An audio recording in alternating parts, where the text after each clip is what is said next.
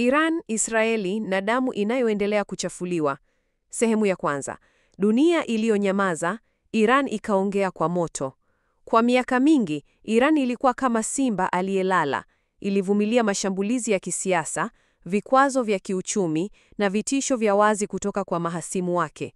Lakini sasa, kimya hicho kimevunjika kwa kishindo kikubwa. Makombora zaidi ya 150 yamerushwa kuelekea Israeli. Sio tena vitisho vya majukwaani, bali sauti ya chuma, moto na maangamizi. Waziri wa mambo ya nje wa Iran alitamka kwa sauti kali, hatutaendelea kutazama damu ya watu wetu ikimwagika. Tumevumilia vya kutosha. Sasa Israeli itaonja ladha ya makombora yetu.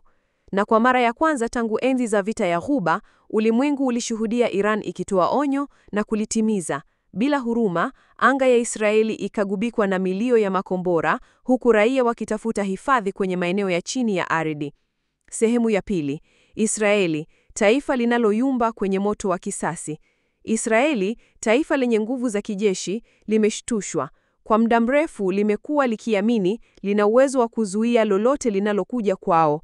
Lakini shambulizi la Iran limeonyesha kuwa hakuna taifa lisiloweza kuguswa. Katika mji wa Beersheba, kombora moja lilitua karibu na hospitali ya Soraka, likijeruhi takribani watu 50. Kwa mara ya kwanza, miili ya wanawake na watoto ilionekana kwenye vumbi na damu, si Gaza, si Lebanon, bali katikati ya Israeli. Maafisa wa usalama wa Israeli walitoa taarifa. Hatukutarajia Iran kutumia na kombora ya aina hii. Hili si tishio la kawaida, bali ni vita vya kisasa vilivyofungwa kwenye ganda la ghadhabu ya miaka mingi. Kila dakika inayopita, kengele za hatari zinapiga katika miji ya Tel Aviv, Haifa na Ashkelon. Hali ya tahadhari ya kiwango cha juu imewekwa. Na huku dunia ikitazama, mamilioni ya wananchi wa Israeli wanaishi kwenye hofu, wasijue kama usiku wao utakuwa wa mwisho. Sehemu ya tatu. Kauli za Iran, moto wa maneno kabla ya moto wa makombora. Siku chache kabla ya mashambulizi, kiongozi mkuu wa Iran, Ayatollah Khamenei, alitoa kauli ambayo sasa inaonekana kama ishara ya mwisho ya subra. Israeli haitakuwa salama wakati wowote tena. Mtoto atakapolia kwa sauti ya rocket, ndipo dunia itakapoelewa mateso yetu. Kauli hiyo ilipuuzwa na baadhi ya nchi, lakini sasa inaangaliwa kwa tahadhari kali. Kwa Iran, huu si wakati wa kujitetea tu, bali ni kulipiza kisasi kwa miaka ya unyanyasaji wa Mashariki ya Kati. Sehemu ya 4. Dunia yatazama kwa hofu. Vita vikubwa vinaweza kuanza. Mataifa ya Magharibi yameingiwa na hofu. Marekani imesema, tukiingilia moja kwa moja, tutasukuma dunia kwenye vita vya 3 vya dunia.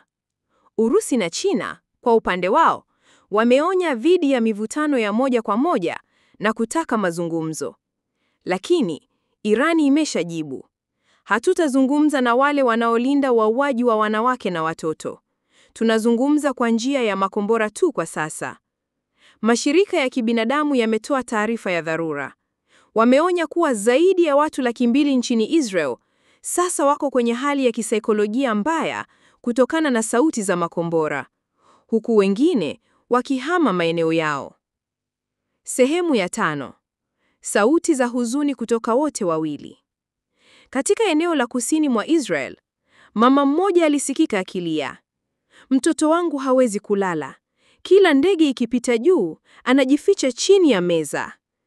Na huku Iran, mwanamume mmoja aliyempoteza ndugu yake kutokana na mashambulizi ya Israel miaka ya nyuma, alisema, siku zote tumekuwa waathirika. Leo, tumekuwa sauti ya wale waliokufa kimya. Hizi ni sauti za huzuni, lakini ndani yake kuna maneno mazito.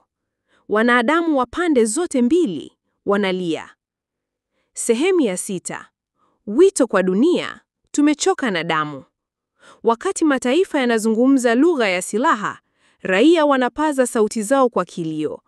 Dunia inatazama vita hivi kwa mbali, lakini kuna watoto, wazee, wanawake, wasiokuwa na hatia, wanateseka pande zote mbili.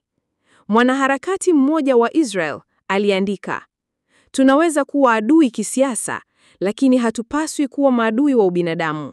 Na Muirani mmoja alitweet, hatuhitaji vita, tunahitaji haki. Tumechoka kulipiza kisasi kilichozikwa na wazazi wetu. Sehemu ya mwisho, Ujumbe wako unahitajika. Sauti yako inaweza kubadili mioyo. Na leo, wewe ni sauti hiyo. Kwa wale ambao hawajasubscribe, tafadhali, fungua YouTube yako sasa hivi. Fungua YouTube yako sasa hivi na tafuta Haba Online TZ. Bofya subscribe kwa moyo, si kwa mazoea. Kwa sababu, unapobonyeza, unasema nipo pamoja na walioumizwa. Unaposhiriki, unasema sauti zao hazitafunikwa na bomu. Unapowatazama, unakuwa mlinzi wa ukweli. Usiwe kimya. Usiruhusu dunia isahau. YouTube channel ya Haba Online TZ si ya kuburudika tu. Ni ya kuhamasisha, kufungua macho na kuokoa roho. Hako ya kuwa sehemu ya mabadiliko. Usisahau kututafuta YouTube kwa jina la Haba Online TZ, kwa sababu doti moja inaweza kubadili maisha. Bonyeza subscribe sasa. Kwa Gaza, kwa Israel, kwa dunia. Sauti yako ni nguvu yao. Video moja inaweza kugusa moyo wa dunia. Tafuta Haba Online TZ, tunasimulia kilio, tunainua matumaini.